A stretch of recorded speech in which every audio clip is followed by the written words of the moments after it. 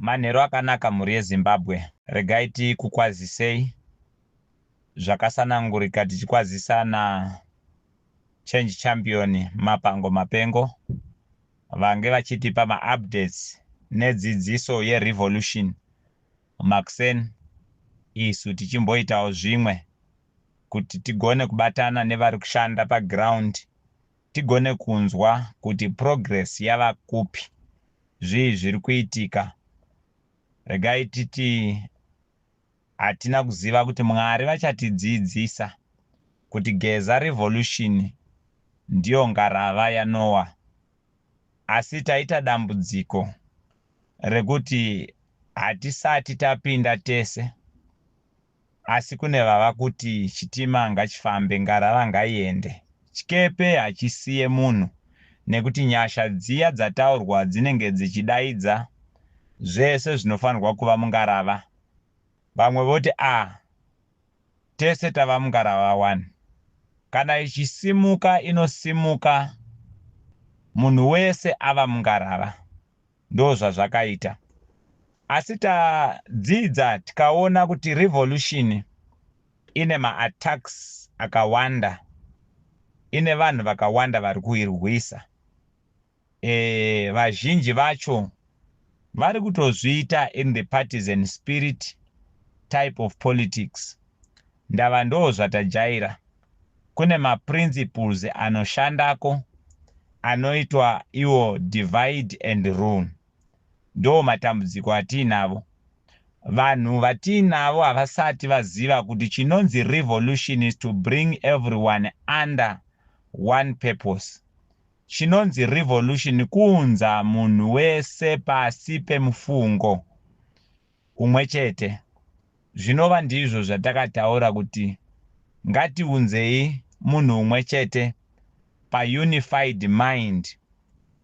And kuti tigone kudaro, tinofanirwa kutora matambudziko anoitika kuChipinge, toona matambudziko anoitika kwaMuzarabani, toona matambudziko anoitika kwaChihota, tobva ikoko toona matambudziko anoitika muHarare, tonzwa matambudziko ari kuitika maMutare. Matambudziko ari kuitika maMutare orizoneta nematambudziko ari kuitika kuUzumba Maramba Pfungwe. Zvese izvozvo tinenge tichivaka revolution. Ndo saka takaisa a mechanism of consultation in place, nekuda kwekuti taizviziva kuti zvinhu zvakakosha. Saka regai ndikutaurirei, chinhu chinonzi revolution hachigone kuitwa nevanhu vane mufungo wemutungamiriri wavo mumusoro. Nekuda kwekuti tikangodaro chete, mutungamiriri wako haazi mutungamiriri wangu, asi mutungamiriri wangu anogona kuva mutungamiriri wako, zvinogona kuitika futi, asi wako asiri wangu. Izvozvo zvega zvinotongotiratidza kuti we are divided and we are to be ruled. So tinofanirwa kubvisa this syndrome of seeking opportunity. Nekuda kwekuti nyaya dzematongerwe enyika kana dzakabatirira pamapato, tine dambudziko rekuti tinenge tiine magroups matatu evanhu. Tinenge tiine magroups ari kusapota vari kutonga nevari kutonga. Ndo vanenge vachidya vachidyisa. Tozoita vari kutongwa vachitsvaga mukana wekutonga. Vanenge vaine vanovasapotawo. Vachivasapota kudaro vanenge vakasimuka nemweya kuti dai nhingi apinda, zvichida ndaiwanawo mukana. Saka kune ari kutsvagawo political relevance yekuti apinde mupower, kuti abvise aripo. Asi kuti abvise aripo, anoshandisa kunetseka kwevanhu kuti aone chekutaura.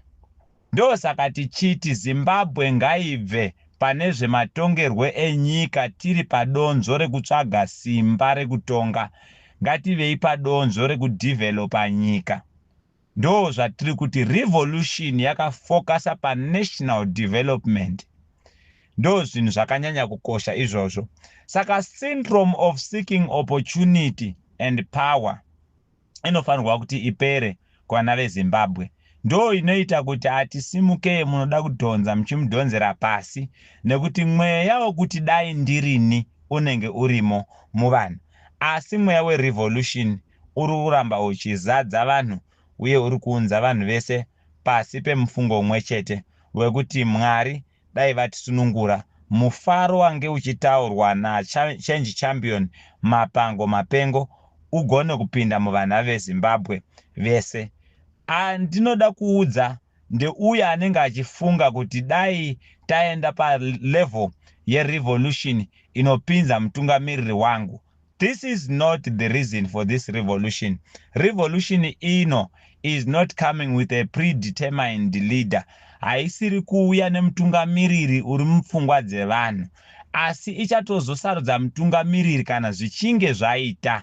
Ndosaka zvakanyanya kukosha kuti tinzwe vana veZimbabwe kuti vanofungei nezvavari kuda kuita. Asi pane chinhu chakakosha, ngatiregedzei kutora musindo wepamedia tofungidzira kuti zvinhu zvese zvakufamba zvakanaka, nekuti matambudziko atiinawo muZimbabwe akatosiyana siyana. Izvezvi vese vechidiki vanofanirwa kunga vari ivo active paground pakusunungura nyika yeZimbabwe. Vamwe vari kunze kwenyika, vamwe vari kuita zvakasiyana siyana, vamwe ndo vatoparara nemutoriro varimo munyika macho.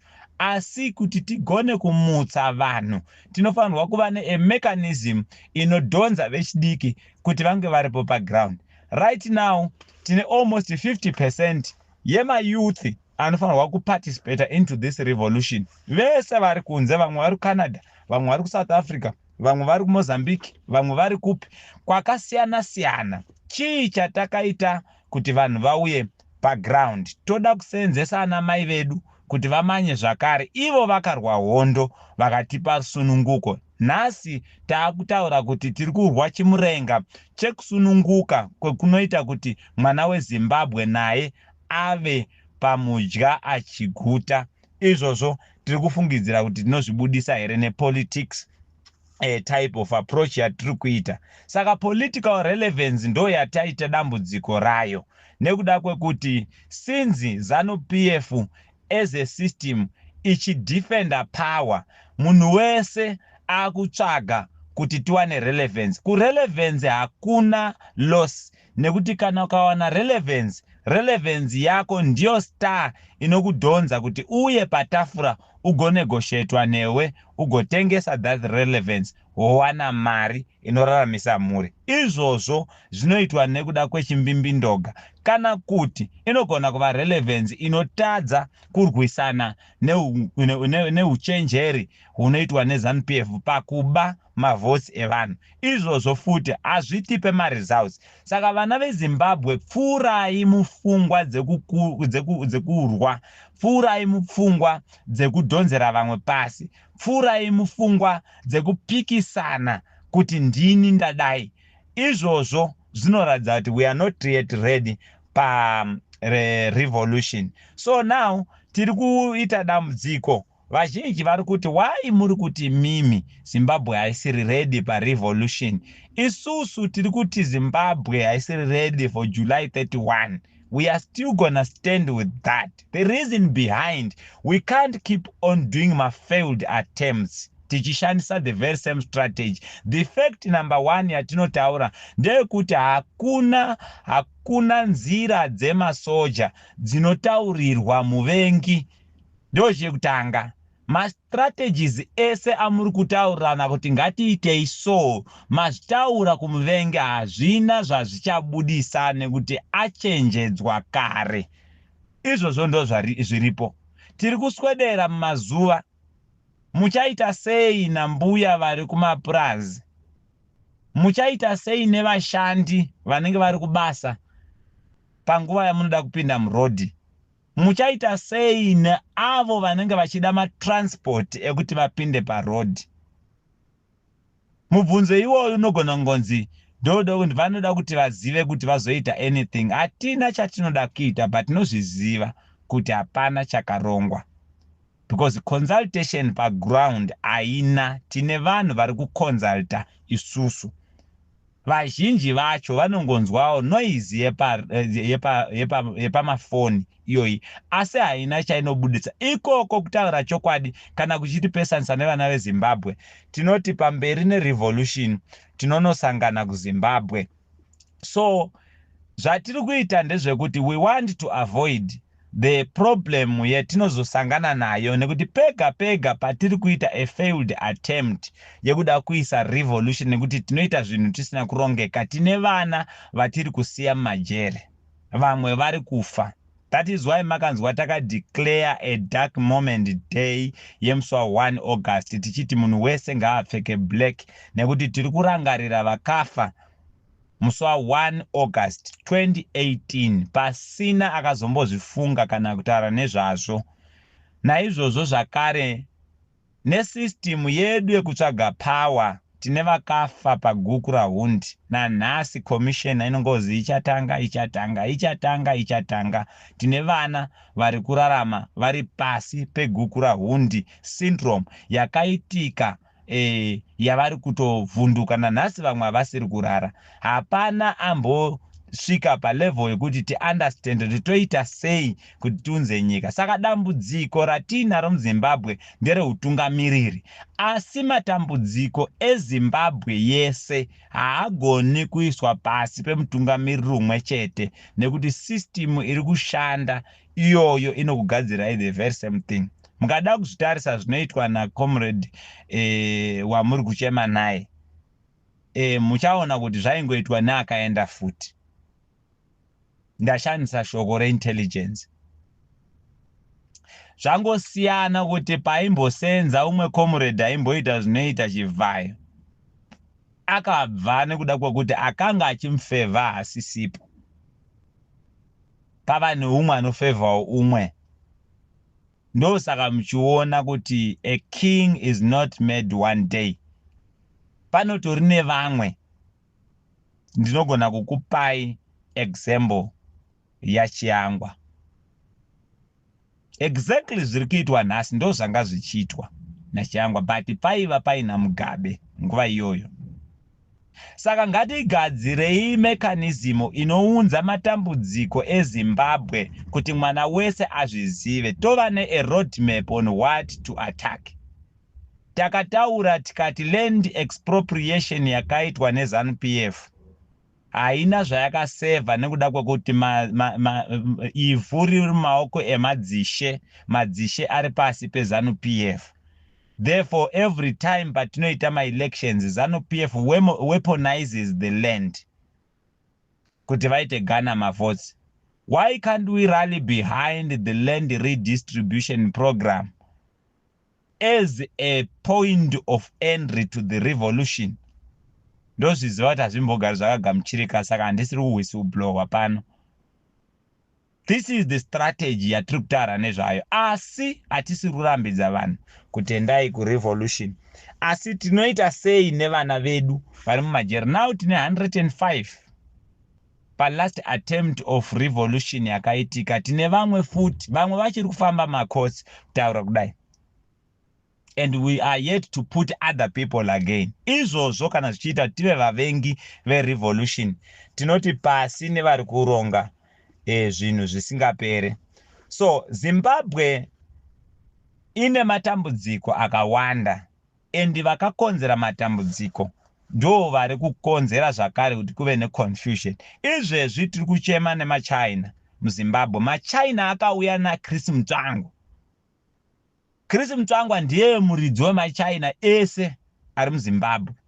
Paakaita ambassador, Chris must come and tell us kuti what is the deal yaakaita nemaChina the time yaakaenda uko. Nekuti dambudziko ratinaro nderekuti mari dziri kuuya dziri mumabriefcase dzoita national transactions dziri kuitwa ma-individual pockets. Ndo matambudziko atinawo, but ukaudza munhu ari pasi kusina huchenjeri hwakafanana nehuchenjeri huri mutown, ari kuzvinzwisisa here? This is where the importance of consultation is. So we need to understand. Nhasi uno tareceiver vanhu vari kuchema-chema. Takataura tikati mombe dziri kupera kutyoka nemakomba ari kuvhurwa.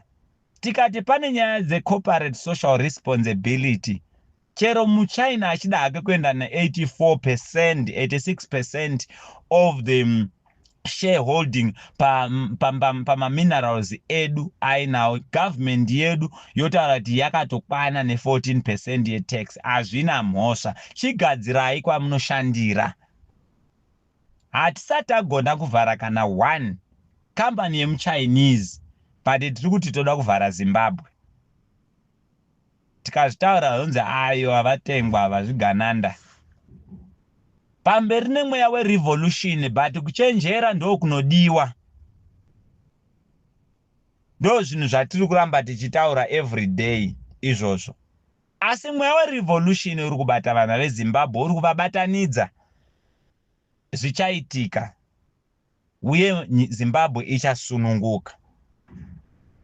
Tiri kutaura nesignal number 3 yatiri kuti defend the resources to secure the future.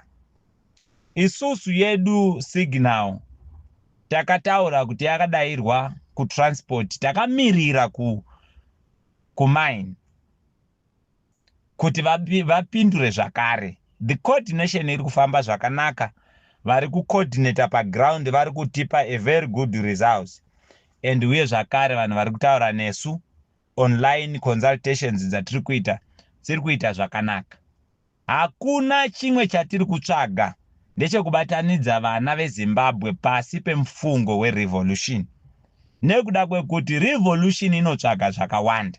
Vana veZimbabwe hatiziri vavengi verevolution, asi we need things which are clear.